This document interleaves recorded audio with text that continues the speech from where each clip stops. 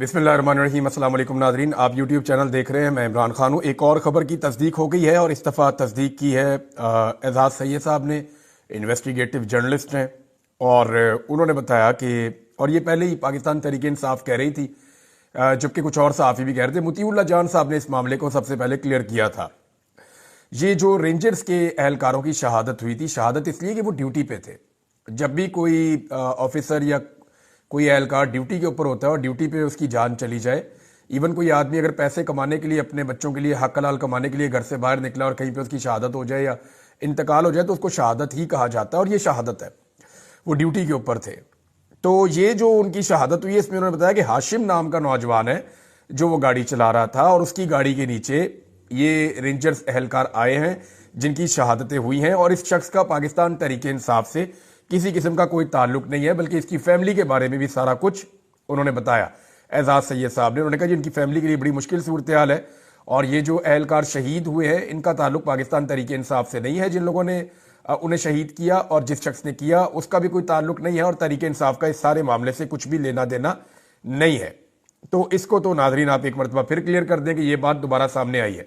इमरान खान साहब के हवाले से जो खबरें चल रही हैं अब वो सारी ठीक नहीं है, लेकिन बहुत सारी चीज़ें ऐसी हो रही हैं इमरान खान के बारे में जो मैंने आपको पिछले वीलॉग में बताई थी। नंबर एक, इमरान खान साहब को जेल में तंग किया जा रहा है, उनके लिए परेशानियां बढ़ाई जा रही हैं और सर्दी के अंदर उनको परेशान किया जा रहा है, जिस तरह किया जा रहा है वो भी मैंने आपको बताया।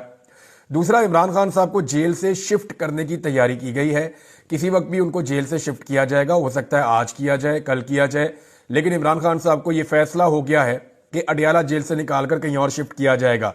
क्या उन्हें मिलिट्री कोर्ट में ले जाएंगे, फौज अपनी कस्टडी में ले जाएगी, या किसी और जेल में भेजा जाएगा, या कुछ और इंतजाम किया जाएगा, इसके बारे में अभी कुछ नहीं कह सकते। लेकिन कुछ किरदार हैं जो वक्त गुजरने के साथ साथ सामने आ रहे हैं कि उन्होंने सारा खेल कैसे खेला। होना तो ये चाहिए कि अभी तक पाकिस्तान तहरीक इंसाफ को चंद चीजें करनी चाहिए थी। नंबर एक, उन्हें अस्पतालों में जाना चाहिए था, रिकॉर्ड इकट्ठा करना चाहिए था, उन्हें अपने लोगों का पोस्टमार्टम करवाना चाहिए था। ये दोनों चीजें उन्होंने नहीं करवाई। तहरीक इंसाफ को प्रॉपर तरीके से अपना डाटा देना चाहिए था। अभी तक वो मुकम्मल तौर पे कामयाब नहीं हुए। सिर्फ सोशल मीडिया के ऊपर तहरीक इंसाफ के चंद जिम्मेदारान हैं जो एक एक करके इकट्ठा कर रहे हैं डाटा और वो दे रहे हैं। इसके अंदर देखिए उनके पास एक पूरी सूबाई हुकूमत है, उसने किसी किस्म की कोई कार्रवाई नहीं की। अली अमीन गंडापुर गए, जाके जख्मियों से मिले, लेकिन अली अमीन गंडापुर साहब का किरदार क्या है इसके बारे में मैं आपको एक पूरी ऐसी चीज बताने लगा हूं कि ऐनी शाहिद है जो मखसूस वक्त तक अली अमीन गंडापुर की गाड़ी के साथ रहा। ये शख्स जब डी चौक से फायरिंग हुई तो ये शख्स डी चौक से भागा। इसने मुझे पश्तो में सारे मैसेजेस भेजे, मैंने सारे मैसेजेस को ट्रांसलेट किया है और इसने कहा कि मैं कुरान पाक पे हलफ देने के लिए भी तैयार हूं कि जो बात मैं कह रहा हूं, ये शख्स काफी डरा हुआ है। इसने कहा कुरान पाक पे हलफ देने के लिए तैयार हूं कि जो कह रहा हूं वो बात 100% दुरुस्त है, जो मैंने देखा वो मैं एज इट इज बयान कर देता हूं। वो कह रहे जी जब फायरिंग शुरू हुई तो बहुत तेज फायरिंग हो गई थी और सब लोग हवास बाख्ता हो गए थे, लोग भागना शुरू हो गए, हम भी भागना शुरू हो गए, लाइटें बंद थी। भागते हुए जो सीएम की गाड़ियां हमारे करीब आई, सीएम साहब वहां से निकल रहे थे, वहां से भाग रहे थे, तो मैं एक गाड़ी पे लटक गया इनके पीछे। मैंने मुंह के ऊपर वो कपड़ा वगैरह लपेटा हुआ था और बहुत सारे और लोग हैं जिन्होंने लपेटे हुए थे। सीएम के अपने गार्ड्स जो है उन्होंने भी कपड़े लपेटे हुए थे कुछ ने। उन्होंने कहा जी मैं वहां से सीएम की गाड़ी के पीछे लटक गया और गाड़ी बहुत तेज चला रहे थे वो। और थोड़ी देर के बाद एक और गाड़ी देखी जो पहले मुझे नहीं पता था, बाद में पता चला कि ये उमर अयूब साहब की गाड़ी है और इनकी गाड़ी भी साथ ही सीएम खैबर पख्तूनख्वा की गाड़ी के साथ निकल रही थी। फिर वो पुल जहां पे नीचे अली अमीन गंडापुर साहब ने तकरीर की थी, ये उस पुल पे पहुंचे और उसको जब क्रॉस किया और वहां पे उस पुल पे पहुंच के अली अमीन गंडापुर ने जहां तकरीर की थी वहां आगे गाड़ियां और भी खड़ी थी। वहां जनाब वो कहते जी गाड़ियां रोकी और पुल के ऊपर से गाड़ियां आगे लेकर गए और तेजी से एक ब्रेक मारी तो एक सिक्योरिटी का जो लड़का था जो गंडापुर साहब की सिक्योरिटी में था, गाड़ी उसको भी जाकर लगी लेकिन वो बच गया। और इसके बाद उसने बताया जी कि लड़के को गाड़ी टच हुई लेकिन वो लड़का बच गया। अली अमीन उतरकर फौरन दूसरी गाड़ी में गए जिस गाड़ी में उमर अयूब और बुशरा बीबी मौजूद थे, यानी दूसरी गाड़ी थी उसमें बुशरा बीबी और उमर अयूब दोनों पहले से मौजूद थे। अली अमीन गंडापुर साहब उतरे और उस गाड़ी के अंदर जाकर बैठ गए। इन्होंने वहां से गाड़ियां भगाई और गाड़ियां उन्होंने भगाई और आगे एक जगह पहुंचे तो रास्ता बंद था, यानी पुल के दूसरी कोने पे गए, उस तरफ जाके देखा तो वह रास्ता बंद था और वो रास्ता खुला हुआ नहीं था।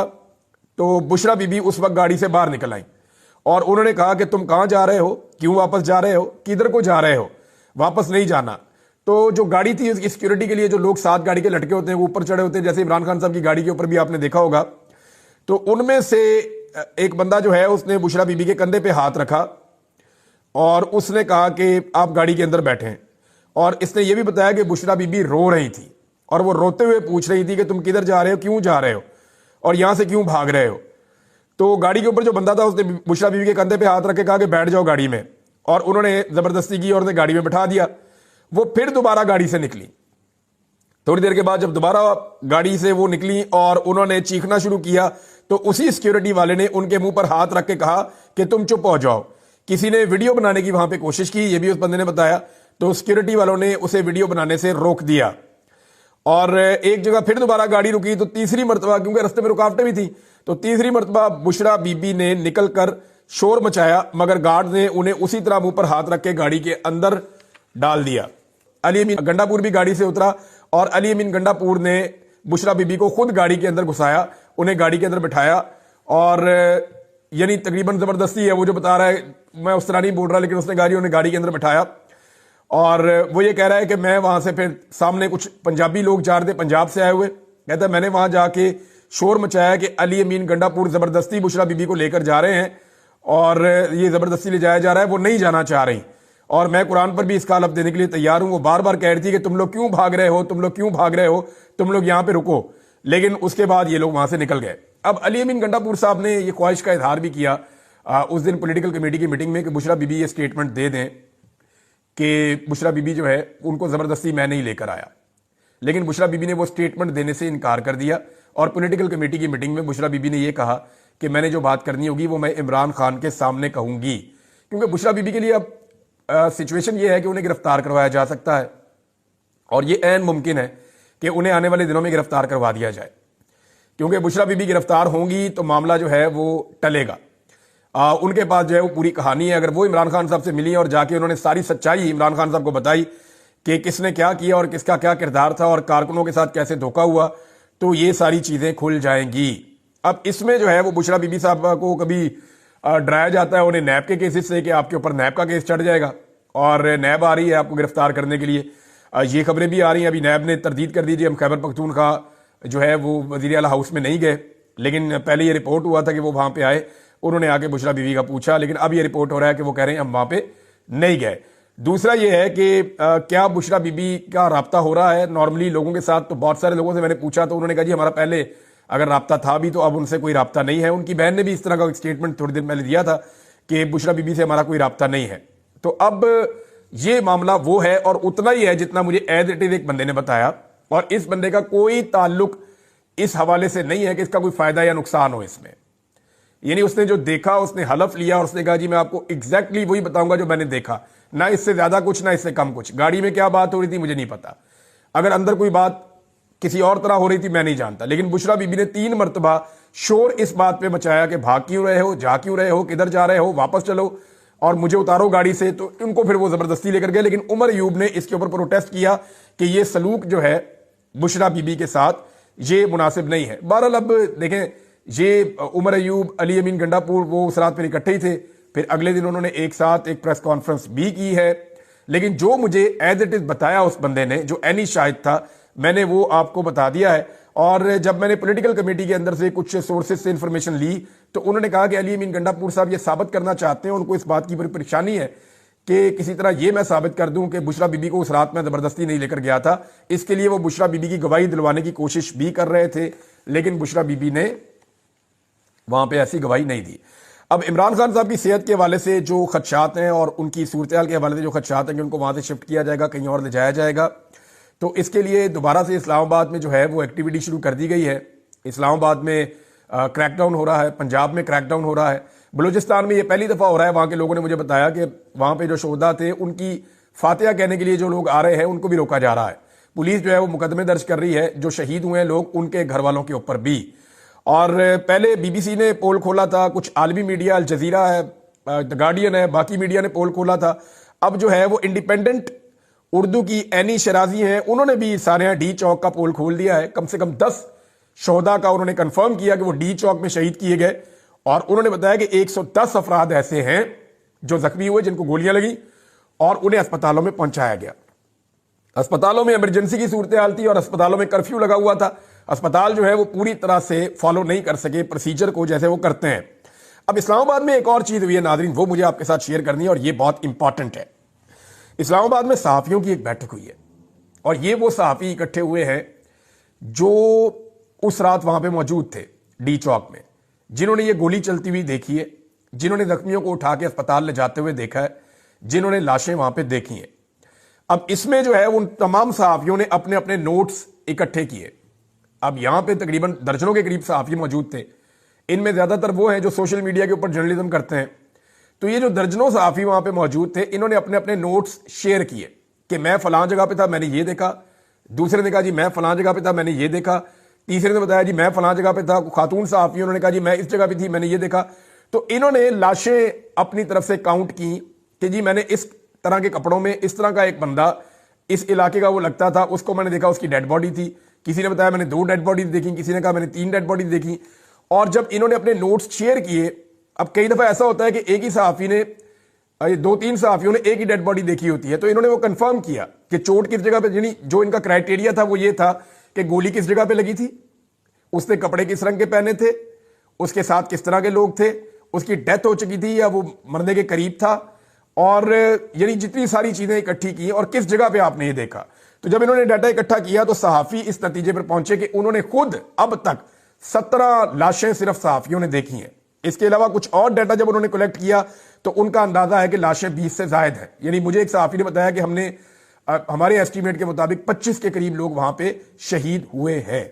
ये जनाब जो सहाफियों ने अपनी एफर्ट की है, इसके ऊपर वो एक कंप्रीहेंसिव काम कर रहे हैं। आने वाले दिनों में वो आपके सामने आ जाएगा कि किस सहाफी ने क्या देखा। इसके ऊपर पूरी एक रिपोर्ट बन रही है, पूरी एक डॉक्यूमेंट्री बन रही है, इस पे काम हो रहा है कि जिस जिस सहाफी ने जो जो देखा वो उसको रिपोर्ट करेगा। और जो 12 पाकिस्तान तहरीक इंसाफ ने नाम दिए कि ये हमारे शहीद हो चुके हैं, वो 12 इनमें कवर हो जाते हैं।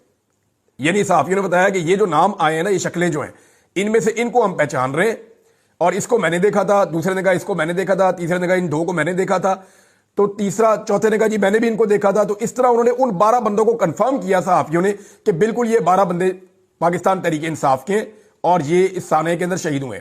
अच्छा, इनमें जो कुछ लोग हैं वो 26 नंबर चुंगी पे भी शहीद हुए पाकिस्तान तहरीक इंसाफ के।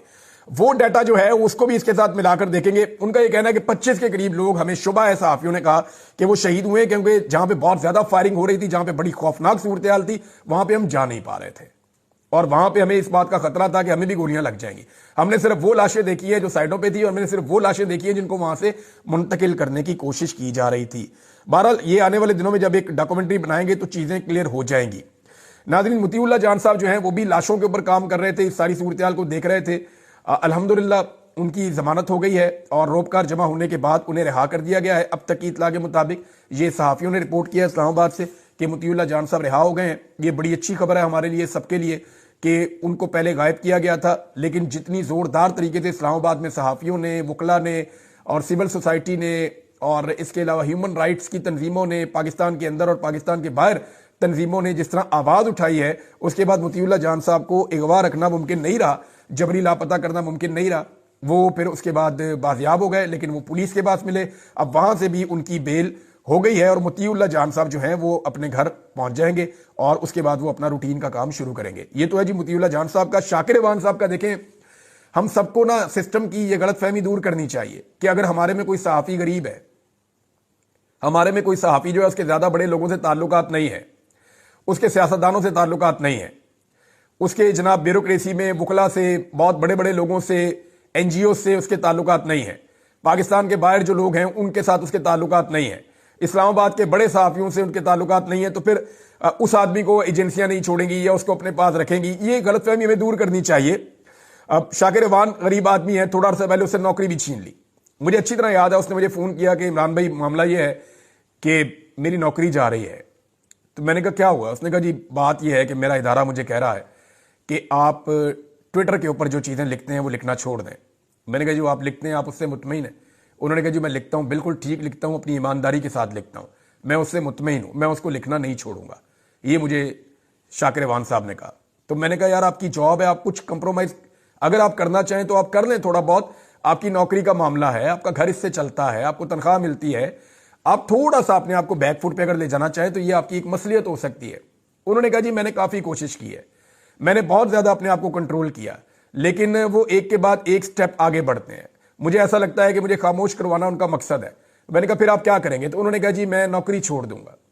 وہ مجھے نوکری سے نکال دیں گے, میں نوکری چھوڑ دوں گا, لیکن میں سچ بولنا نہیں چھوڑوں گا. اب یہ وہ آدمی ہے جو کہ لینڈ لارڈ نہیں ہے, یہ وہ آدمی ہے جس کے پاس کوئی بڑی جائیداد نہیں ہے, یہ کمزور اور غریب آدمی ہے جس کی بہت کم پہچان ہے. اور وہ آدمی جو ہے وہ ڈٹ کر کھڑا ہوا, اس نے کہا نہیں میں سچ بولوں گا. اور سچ بولنے کی سزا کیا ہے وہ آپ کے سامنے ہے. اس کو اغوا کر لیا ہے, اب وہ غریب آدمی ہے, وہ کمزور آدمی ہے, اور ماڑے دیتے تو غصہ ہی بہت آتا ہے. یعنی جو کمزور ہے یہ سسٹم اس کو کچل کر رکھ دیتا ہے. تو وہ کہتے ہیں نا کہ جرم ضعیفی کی سزا مرگ مفاجات. وہ پاکستان میں رول آف لا تو ہے نہیں, جتنا کوئی کمزور ہو اس کے اوپر اتنا ہی غصہ نکالتے ہیں. تو یہ صورتحال میں دیکھ رہا ہوں کہ جو شاکر ایوان صاحب کے ساتھ ہو رہا ہے, میرے خیال میں ہمیں یہ غلط فہمی دور کرنی چاہیے سسٹم کی کہ اگر کوئی جرنلسٹ ہے اور وہ آواز اٹھا رہا ہے تو ہم سب کو اس کے لیے بھرپور آواز اٹھانی چاہیے, اسی طرح اٹھانی چاہیے جیسے ہم اپنے لیے سوچیں گے کہ اگر ہمارے ساتھ کچھ ہو تو ہم آواز اٹھائیں, یا ہمارے لیے لوگ آواز اٹھائیں. تو ایسے ہی ہم سب کو مل کر شاکر ایوان صاحب کے لیے آواز اٹھانی چاہیے. جناب یاسمین راشد صاحبہ سے میری آج بات ہوئی صبح, اور میں نے اپنی زندگی میں پہلی مرتبہ انہیں اتنا رنجیدہ دیکھا. یعنی ان کی آواز روحانسی تھی. مجھے ایسا لگا جیسے وہ رو رہی ہیں. حالانکہ میں نے کبھی زندگی میں یہ سوچا بھی نہیں تھا کہ یاسمین راشد جیسا پہاڑ, جتنی مضبوط وہ خاتون ہے, ان کی آنکھوں میں کبھی آنسو آ پائیں گے. میں نے کبھی سوچا بھی نہیں تھا. تو میں نے ان سے کہا میڈم کیا ہوا آپ کو؟ تو انہوں نے کہا بیٹا بات یہ ہے کہ میں بے بس ہوں. میں بے بس ہوں کہ میرے بچے مار دیے اور میں کچھ نہیں کر سکتی. یعنی آج بھی وہ اپنے لیے نہیں رو رہی, وہ کینسر کی پیشنٹ ہیں اور کینسر سے لڑ رہی ہیں اور قید کاٹ رہی ہیں بہادری کے ساتھ. اور جو ان کا مد مقابل ہے جس کو جعلی فارم 47 پہ جتوایا گیا تھا, وہ دوڑ گیا, بار بار دوڑ جاتا ہے, بہانے بنا کے دوڑ جاتا ہے. اور یہ کینسر سے بھی لڑ رہی ہیں اور اس آدمی سے بھی لڑ رہی ہیں اور جیتی بھی ہوئی ہیں. اب معاملہ یہ ہے کہ یاسمین راشد صاحبہ نے کہا کہ میں اپنے بچوں کے لیے کچھ کر نہیں پا رہی. میرے دل میں بڑی تکلیف ہے اس بات کی کہ میرے بچوں کا قتل عام کیا گیا ہے اور میں اسے کبھی نہیں بھول پاؤں گی. میں جتنا بے بس اب محسوس کر رہی ہوں میں نے زندگی میں کبھی محسوس نہیں کیا. مجھے اپنی اس قید سے سب سے زیادہ نفرت اب ہو رہی ہے, وہ اس لیے کہ میں باہر اپنے بچوں کے لیے یا ان کو انصاف دلانے کے لیے کچھ نہیں کر پاؤں گی یا کچھ نہیں کر پا رہی ہوں. تو مجھے انہوں نے کہا کہ بیٹا میری آپ لوگوں سے گزارش ہے, آپ باقی میڈیا والوں کو بھی کہو اور جتنے لوگ سن رہے ہیں ان سب سے کہو کہ یہ جو خون ہے نا بچوں کا, اس کے اوپر پردہ نہ پڑنے دینا, اس کے اوپر بات کرنا, اس کو رجسٹرڈ کرو, اس کو ہر جگہ پر لے کر جاؤ. انہیں انصاف دلانا اب ہماری ذمہ داری ہے. ان قتلوں کے اوپر پردہ مت پڑنے دینا. یہ یاسمین راشد صاحبہ کے الفاظ تھے. میں ابھی ان سے بات کر رہا تھا تو ان کا فون کٹ گیا. مجھے ان سے اور بات کرنی تھی لیکن میں نہیں کر پایا. ظلم خلیل داد کا ایک ٹویٹ آیا, وہ اگلے ویلاگ میں آپ کو بتاؤں گا. لیکن تحریک انصاف کو فوری طور پہ عمران خان صاحب سے ملاقات کا بندوبست کرنا چاہیے. انہوں نے بہت کوشش کی ہے, عدالت سے احکامات لے کر دوبارہ گئے لیکن ملاقات نہیں کروائی گئی. عمران خان صاحب کی صحت کے حوالے سے خدشات ہیں, میں نے جیسے کہ آپ کو بتایا, اور ان کو تنگ کیا جا رہا ہے, ان کو اذیت دی جا رہی ہے اور ان کو کہیں بھجوانے کی بھی کوشش کی جا رہی ہے. ایسا کوئی فیصلہ ہوا ہے کہ عمران خان صاحب کو اب اڈیالہ سے شفٹ کیا جائے گا. کہاں شفٹ کیا جائے گا یہ آپ کو پتا چل جائے گا. لیکن سچویشن انتہائی ورس ہے. یہ نظام ہر لیول کو کراس کرتا چلا جا رہا ہے اور جو چیزیں آ رہی ہیں ہم آپ کو ایز اٹ از رپورٹ کر رہے ہیں ناظرین. یعنی یہ جو اس وقت کھلواڑ ہو رہا ہے پاکستان میں رول آف لا کے ساتھ, انصاف کے ساتھ, قانون کے ساتھ, اور جس طرح لاشیں چھپانے کا اور زخم چھپانے کا ایک پورا بندوبست ہو رہا ہے, یہ پاکستان کے کسی صورت بھی مفاد میں نہیں ہے. بلاول زرداری نے بڑی عجیب بات کی. بلاول نے کہا پاکستان میں استحکام لے کر آنا ہے سیاسی, تاکہ معاشی استحکام آئے. اب چاہے یہ استحکام بات چیت سے آئے تو چاہے یہ لاٹھی کے ساتھ آئے. یہ ہے بلاول کی جمہوریت. اس پہ اگلے ویلاگ میں بات کروں گا, اس پہ تسلی سے بات کروں گا. یہ جمہوریت کے اندر چھپے ہوئے آمر ہیں اور یہ ظالم اور جابر لوگ ہیں. اب تک کے لیے اتنی اپنا خیال رکھیے گا. اپنے چینل کا بھی اللہ حافظ.